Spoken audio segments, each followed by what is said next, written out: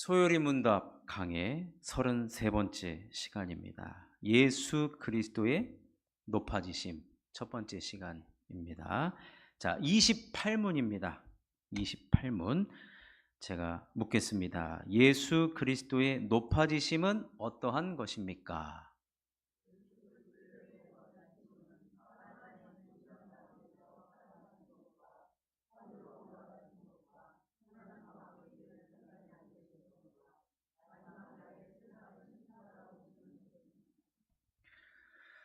오늘은 오늘과 다음 두 번에 걸쳐서 예수 그리스도의 높아지심, 오늘 답에 나와 있는 것처럼 총 몇 가지죠? 사흘 만에 죽은 가운데서 살아나신 것. 이것이 무엇이죠? 부활이죠. 부활. 첫 번째가 부활. 자, 두 번째가 하늘로 올라가신 것. 승천. 그 다음에 세 번째가 하나님 아버지의 우편에 앉아 계신 것. 이게 세 번째고요. 네 번째는 마지막 날의 세상을 심판하러 오시는 것. 화면 좀 띄워주시지. 전기세 아끼느라고 지금. 화면 한번 다시 띄워주세요. 답. 네. 사흘 만에 죽은 가운데서 살아나신 것. 이게 높아지심, 부활. 두 번째가 하늘로 올라가신 것. 세 번째가 하나님 아버지의 우편에 앉아 계신 것. 네 번째가 마지막 날의 세상을 심판하러 오시는 것. 이 네 가지가 그리스도의 높아지심입니다. 높아지심. 지난 시간에 살펴본 대로 예수님은 사실 우리 구원 때문에 낮아지셨어요. 우리 때문에 십자가 지시고, 우리 때문에 못 박히시고, 고난당하시고, 무덤에 갇히시고, 우리 때문에, 우리의 죄 때문에 그랬어요. 근데 예수님의 낮아지심 때문에 우리가 구원받고 하나님의 자녀. 그러니까 우리도요, 죄 가운데 사는 우리도 예수님이 높아지심과 함께 우리도 높아진 거예요. 여러분, 이것이 은혜입니다. 저와 여러분들은 지옥에서 곡소리하며 살아갈 수밖에 없는 저희들을 예수님이 높아지시면서 우리도 높아지셨어요. 얼마나 은혜인지 모릅니다. 얼마나 은혜인지 몰라요. 만약에 예수님의 낮아지심만으로 끝났다라고 한다면 우리의 구원은 완성될 수가 없고 예수 안에서 우리가 하나님의 자녀로 다시 높아질 수가 없습니다. 한마디로 우리의 구원과 높아짐을 위하여 예수님께서 높아지신 겁니다. 여러분, 우리 예수님께서 부활하지 않았다라고 한다면 우리 기독교나 유교나 불교나 이슬람교나 다를 바가 없을 것입니다. 부활했기 때문에 우리는 기독교가요, 종교가 아니라 우리의 삶이고 또 종교라고 말할 수가 없습니다. 살고 죽는 문제가 아니겠습니까? 예수님 다시 사셨기 때문에 우리도 예수님과 함께 높아지고, 그래서 우리가 예수님을 믿는 자녀가 하나님의 자녀가 되는 권세를 가진 자예요. 권세. 그래서 제가 오전 시간에 말의 힘에 대해서 얘기했잖아요. 내 귀에 들린 대로 행하리라. 그러니까 여러분, 우리 그리스도인들은 이 말에 대해서 잘 사용할 필요가 있습니다. 자, 그런 의미로 옆에 있는 분 한번 보세요. 빨리 보세요. 보시고 할 수 있는 복을 한번 해주십시오. 복을 한번 선포해 주십시오. 그대로 될 줄로 믿습니다. 자, 시작. 예, 예, 예. 하여튼 우리 이 자리에 앉아있는 청년들 잘 될 줄로 믿습니다. 예. 우리 70세 이상 되신 분들 100세까지 사시기를 주의 이름으로 축원합니다. 건강하게 사시기를 바랍니다. 아까 이도선 장로님 전화 오셨습니다. 온라인으로 정말로 뜨겁게 예배를 드리셨다. 이대로 가면 조만간에 만나볼 수 있겠다. 아직은 저를 오란 소리를 안 하세요. 아직 면회가 지금 조금 힘드신 것 같고, 그래도 이렇게 하여튼 우리 이도선 장로님 비롯해서 우리 장로님, 권사님들 다 건강하시고, 하여튼 여러분, 우리가 예수님 다시 사셨기 때문에 예수님의 부활이 우리의 부활인 것입니다. 자, 요한복음 17장 5절에서 예수님께서 십자가에 죽기 전에 이런 얘기를 하셨습니다. 이런 기도를 하셨어요. 기도죠, 기도. 읽어보겠습니다. 시작. 아버지여, 창세전에 내가 아버지와 함께 가졌던 영화로서 지금도 아버지와 함께 나를 영화롭게 하옵소서. 예수님이 영화롭게 되기 때문에 여러분, 그의 자녀가 어떻게 되겠습니까? 그의 자녀도 영화롭게 되는 거예요. 그러면 구체적으로 오늘은 두 가지, 예수님의 부활과 또 예수님의 승천, 두 가지, 예수님의 높아지심에 대해서 생각해 보고자 합니다. 첫 번째로는 예수 그리스도의 부활입니다. 부활. 여러분, 예수님께서 십자가에 못 박히시고 무덤에 갇혔잖아요. 그럼 무덤에 예수님 있는 동안 뭐 하셨을까요, 여러분? 금요일 날 돌아가셨잖아요. 그 토요일 날 어디 계셨을까요? 금요일 날 돌아가시고 금요일 날 돌아가신 순간부터, 네? 어디 계셨을까요?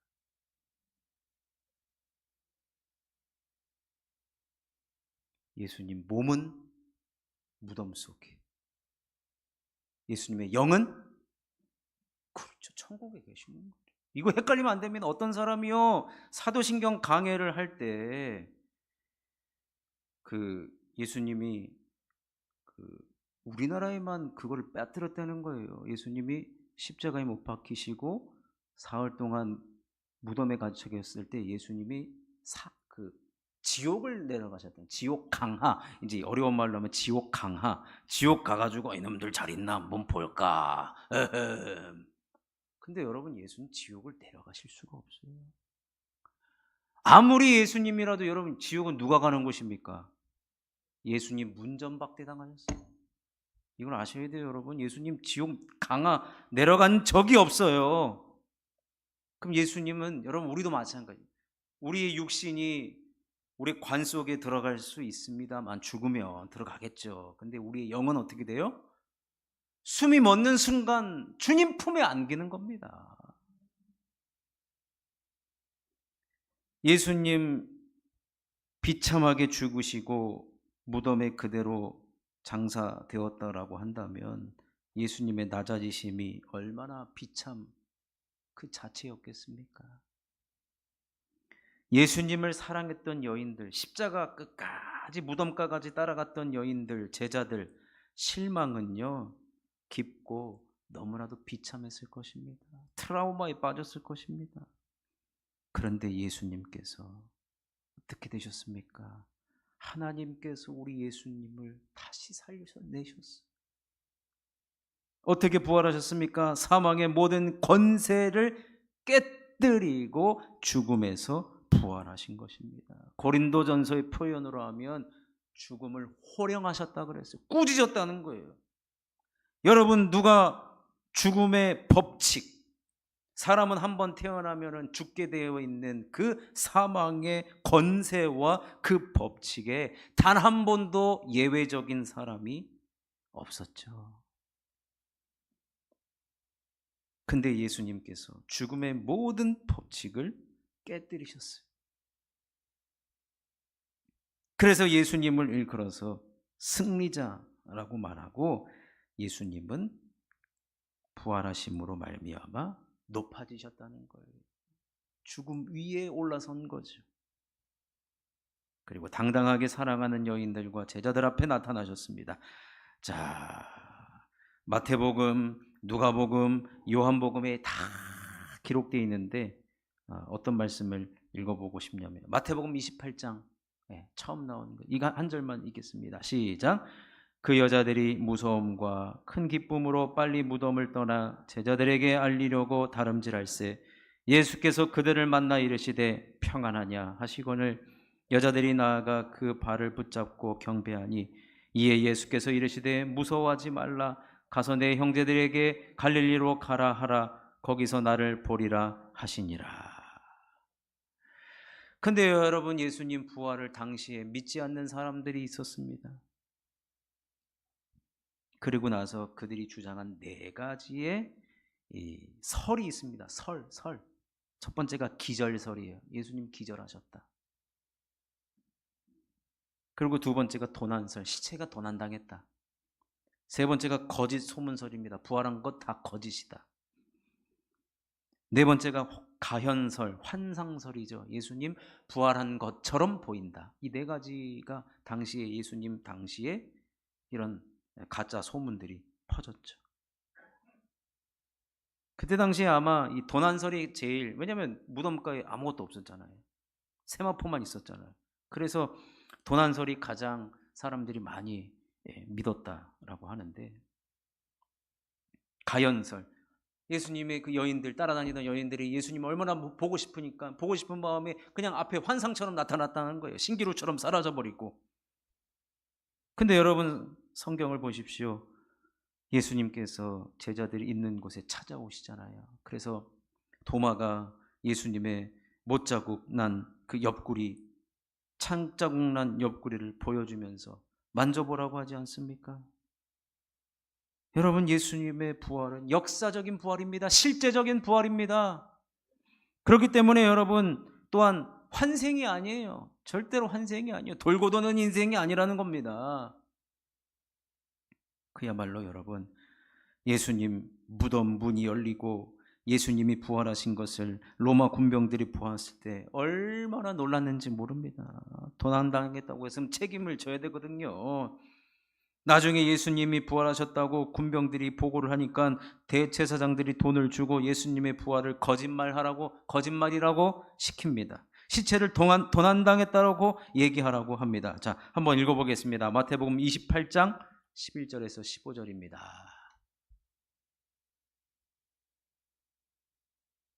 제가 읽겠습니다. 나오네요. 시작.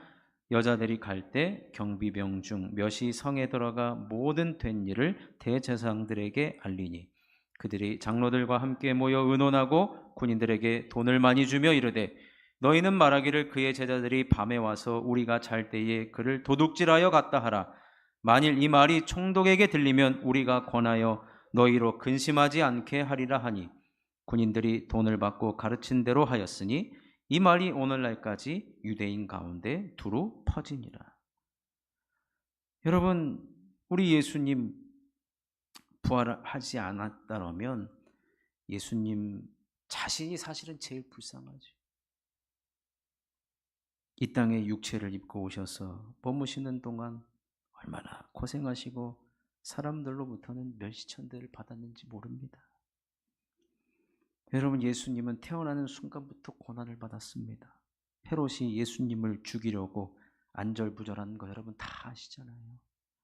사실 예수님 때문은 아니더라도 이 헤롯이 그때 당시 예수님 태어난 소식을 듣고 베들레헴 아이들을 다 죽이려고 하는 집단 학살이 벌어졌던 때입니다. 그것 때문에 예수님은 애국으로 피신을 가야만 했습니다. 이 땅에 33년 동안 살면서 온갖 고생 다 하셨어요. 가난하게 사신 것은 말할 필요도 없습니다. 성전세 낼 돈이 없어가지고 베드로 보고 낚시하라고 해가지고 그 고기 잡힌 것에 나온 그 두 세겔로 하나는 나를 위해서 하나는 너를 위해서 내라고 하시지 않았습니까? 여러분, 그런 예수님께서 이 땅에 십자가 지실 때 얼마나 비참하게 죽으셨습니까? 예수님은 안식일 전날 돌아가셨단 말이에요. 그러니까 온전한 장사를 지내지도 못해요. 다음 날 12시부터 해가 지면은 안식일이 시작이 되기 때문에 예수님 오후 3시에 돌아가셨잖아요. 그러니까 예수님을 무덤가에 넣을 시간이 몇 시간 되지 않았습니다. 그러니까 여러분, 예수님 참 비참하게 죽으셨습니다. 그런 예수님이 죽으신 지 사흘 만에 마침내 무덤 문을 열고 나오신 것입니다. 죽음의 권세와 사망의 법칙을 깨뜨리고 생명의 개선장군으로 예수님 당당하게 나오셨습니다. 그리고 나서 사랑하는 여인들에게 먼저 보이시고 제자들에게도 그 몸을 보이셨고 40일 동안 많은 사람에게 보이셨을 뿐만 아니라 500명의 형제 앞에서 영광스럽게 승천하신 것이죠. 그 부활의 예수님을 보고 제자들이 용기와 힘을 얻었습니다. 그리고 제자들은 생명을 걸고 예수님 부활하셨다고 그 생명의 복음을 전한 것 아니겠습니까? 복음의 두 요소는 예수님의 십자가의 죽으심과 부활하심이 이 두 가지, 죽으심과 부활하심. 십자가에 죽으셨지만 부활하셨다라는 것이에요. 그래서 예수님은 당신의 부활이 우리의 부활이 되게 하셨다는 것입니다. 예수님 걸어가신 길을 우리도 따라가게 됐고 따라가게 되면 그것을 우리가 믿는 자는 우리도 예수님처럼 부활하게 된다는 것입니다. 이것이 여러분 우리들에게 얼마나 큰 소망과 용기와 힘을 가져다 주는 줄 모릅니다. 그러니 여러분 사실 우리는 죽음이 두렵지 않습니다. 사망에 쏘는 것이 무엇이냐라고 사도 바울이 예수님 따라가다 보니까 얼마나 많이 맞았습니까? 복음을 전하다가. 그러나 죽음 앞에서 두려워한 적이 없어요. 왜요? 예수님 부활하셨기 때문에. 그 말은즉슨 여러분 우리가 이 땅에서 예수 잘 믿는 것 그것이 우리들에게 소망이고 은혜라는 것입니다. 비참한 것이 아니라는 거예요. 예수님 우리들에게 늘 좁은 길, 오늘 이 고난의 과정을 제가 설명한 것은 예수님께서 이 땅에서 좁은 길을 걸어가셨다는 거예요. 넓은 길이 아니라 좁은 길. 여러분 언제나 우리 앞에 선택이 놓여 있습니다. 그 선택에서 여러분 어떤 것을 선택하시겠습니까? 언제나 예수님 가신 길을 선택하는 겁니다. 그럼 예수님 가신 길은 어떤 길입니까? 늘 항상 좁은 길이에요. 좁은 길. 좁은 이 길, 진리의 길, 주님 가신 그의 길. 그 다음 가사가 뭐죠? 힘이 들고 어려워도 찬송하며 갑니다. 잘하시네요. 아주 훌륭하십니다. 여러분 우리가 참 좁은 길은 눈물의 길이에요. 눈물의 길입니다. 근데 그 좁은 길 끝에 뭐가 있습니까? 영광의 부활이 있습니다. 영광의 부활이 있어요. 여러분 우리가 좁은 길을 걸어가다가 보면요 그 끝에 부활하신 예수님께서 우리를 두 손 들고 두 팔을 들고 우리를 환영해 주실 것입니다. 우리가 이 힘들고 어려운 길을 잘 걸어왔음을 보시고 위로해 주실 것입니다. 그러니 우리가 부활하신 예수님이 그 끝에 계시는데 우리가 어찌 넓은 길을 따라갈 수가 있겠습니까? 좁은 이 길, 진리의 길 묵묵히 걸어가다 보면 여러분 우리가 등산을 하더라도요 누가 뒤에서 살짝만 밀어줘도 얼마나 힘이 나는지 모릅니다. 우리가 부활하신 예수님을 바라보고 이 길을 걸어갈 때 여러분 누가 우리를 도우시는지 아십니까? 부활하신 예수님이 우리를 밀어주시는 거예요. 그 길을 잘 걸어가고 있음을 격려해 주시고 때로는 속삭여 주시고 박수 쳐 주시고 노래 불러 주시고 힘 주신다는 것입니다. 제자들이 그것을 본 거예요. 제자들이 높아지신 그리스도, 부활하신 그리스도를 보고 복음의 길을 걸어갔던 것이고 복음을 전하는 길을 걸어갔던 것입니다. 얼마나 많은 여러분 예수님의 가룟 유다를 제외한 11명 전부 다 순교를 당하지 않았습니까? 사도 요한 빼놓고. 여러분 도마 같은 경우에는 예수님이 자기 없을 때 왔잖아요. 자기 없을 때 왔어요. 못 믿겠다고 하니까 예수님 다 아시고 찾아왔단 말이에요.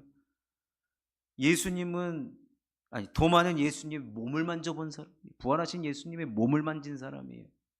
그러니까 얼마나 은혜가 더 컸겠습니까? 그 촉감, 그 예수님의 몸, 그 핏자국, 그 구멍난 그 옆구리, 손가락에 손을 넣어봤을 때 더 큰 은혜가 있었던 거예요. 그래서 여러분, 이것은 유대인의 역사에 기록되어 있지만 우리 성경에는 없지만, 도마는 내가 순교를 당할 거면 그래도 여기서부터 제일 먼 곳까지 가서 복음을 전하다가 순교를 당해야지. 그래서 여러분, 도마가 어디까지 갔습니까? 인도까지 간 겁니다. 인도까지.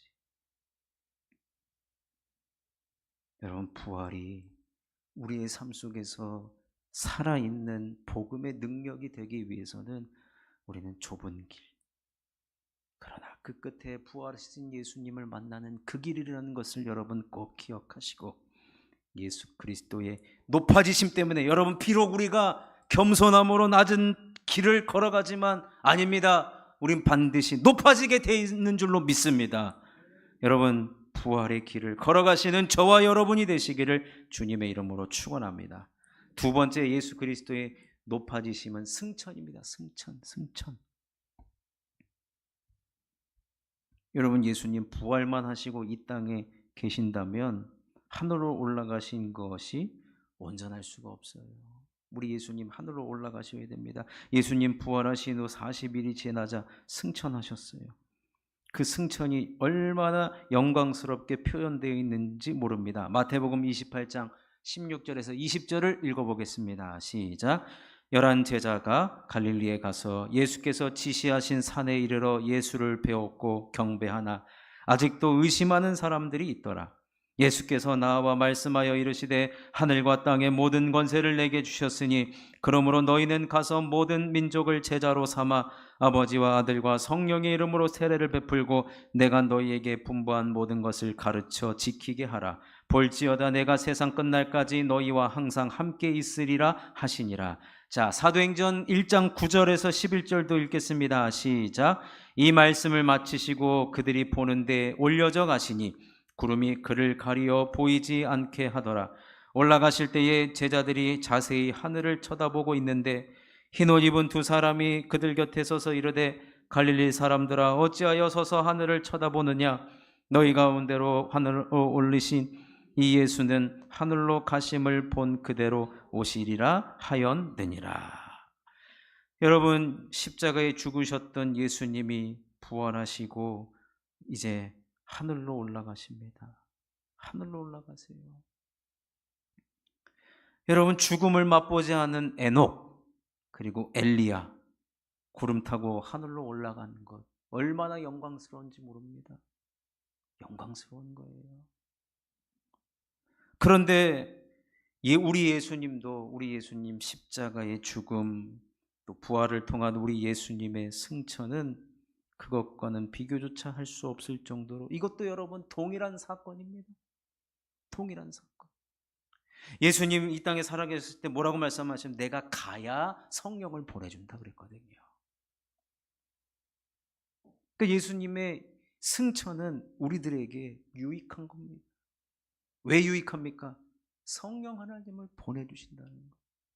여러분, 사실 예수님 인간의 몸을 입고 오셨다는 것이 무엇을 의미하냐면, 여러분, 예수님도 지역적인 한계에 갇히셨던 분이십니다. 물론 예수님도 기도하신 것, 예수님 기도하셔가지고 다 이루셨지만, 그럼 예수님 인간의 한계가 왜 없었습니까? 사마리아 땅까지 갔을 때 제자들 또 누구를 만나 병든 자를 고쳐주실 때 예수님 다 걸어 다니셨어요. 뭐 축지법을 써가지고 빨리 걸어간지 아십니까? 아니면 순간 이동해서 도착한지 예수님도 우리와 똑같이 걸어 다니셨어요. 피곤하셨고 주무셨고 눈물을 흘리셨습니다. 근데 그런 예수님이 부활하시고, 예수님 분명히 내가 가야 성령이 온다, 성령이 와야 여러분 우리가 예수님보다 더 큰 일을 하는 것 아니겠습니까? 그러니 예수님의 승천의 사건이 얼마나 위대한 사건인지 모릅니다. 예수님 올라가셨어야 돼요. 근데 500여 명이 모든 사람이 보는 앞에서 올라가셨다는 말입니다. 얼마나 영광스럽겠어요. 누가 위에서 요거 걸고 잡아 당기지도 않았는데 예수님 올라가셨단 말이에요. 그 모습을 지금 수많은 사람들이 목격을 했단 말입니다. 여러분, 우리 예수님이 높아지셨기 때문에, 높아지신 예수님께서 성령을 보내주셨기 때문에, 또 그 성령께서 우리에게 임하셨기 때문에 오늘 우리가 이렇게 예수를 믿고 있는 것입니다. 그러니 여러분, 또 천사가 뭐라고 얘기했습니까? 하늘로 올라가심을 본 그대로 오시리라. 구름 타고 올라가셨다라고 하면 다시 오실 때 어떤 모습이라고요? 구름 타고 오신다는 거. 심판의 날이 반드시 우리들에게 있다. 그 말은 뭐예요? 이 땅에서 우리가 나중에 심판 때 그 심판에 상 받는 자의 삶을 살아가라는 것입니다. 어떤 삶입니까? 오늘 아까 우리가 마태복음 28장에 내가 너희에게 분부한 모든 것을 가르쳐 지키게 하라. 이 땅에서 우리 예수님 오실 때까지 가르쳐 지키는 것이고, 아버지와 아들과 성령의 이름으로 세례를 베풀라는 거예요. 그러니까 예수님 다시 오실 때까지 우리가 해야 될 일은 명확합니다. 뭐예요? 모든 민족을 제자 삼는 거예요. 복음 전하는 거예요. 선교하는 겁니다. 그리고 세례를 주라는 거예요. 세례를 주라는 것은 하나님의 나라의 백성이 한 명씩 두 명씩 늘어나는 것을 얘기하죠. 이렇게 한 우리와 함께 그 현장에, 그 사람과 그 세례 주는 곳에, 복음 전하는 곳에 우리 주님께서 항상 함께 하시겠다라는 것. 예수님 승천하지 않으셨다라면은, 부활했지만 부활체의 몸을 가지고 계시지만 예수님 또다시 한계에 부딪힙니다. 그런데 승천하셨어요. 그러니까 우리가 복음을 전하는 어느 곳이든지 우리 주님이 우리와 함께 하신다라는 것. 그러니 여러분, 명확합니다. 오늘 말씀을 마치도록 마무리하겠습니다. 명확합니다, 여러분. 예수님의 높아지신 삶을 통해 우리들에게, 우리가 어떤 삶을 살아가느냐, 우리도 그 부활하신 예수님 바라보고 우리가 걸어가는 그 길은 결코 헛된 길이 아니라는 거예요. 쓸모없는 일이 아니라는 겁니다. 우리가 가는 길마다 하나님께서 함께 해주실 것이고, 우리가 가는 곳마다 복음을 전하고 제자를 삼고 세례를 주고 가르쳐 지키게 하는 모든 것이 전부 다 높아지신 자의 행함이라는 거예요. 높아지신 자. 그러니까 여러분, 예수님이 높아지셨기 때문에 우리도 높아지셨기 때문에 높아진 자의 삶을 살아가야 할 줄로 믿습니다. 그러니 여러분, 우리가 예수님 높아지신 것 때문에 우리가 받는 여러 가지 유익이 있음을 여러분 꼭 기억하시고, 예수님의 부활이 우리의 부활이라는 것과 또 예수님의 승천이 결국에는 우리의 유익이라는 것을 여러분 꼭 기억하셔서, 나머지 두 번의 또 이 높아지심, 아까 두 개 우리가 덜 살펴봤잖아요. 그것을 보면서 여러분, 언제나 우리도 높아진 자의 권세를 가진 자로서 주님의 높아지심을 우리의 삶 속으로 나타내고 드러내는 저와 여러분이 되시기를 주님의 이름으로 축원합니다.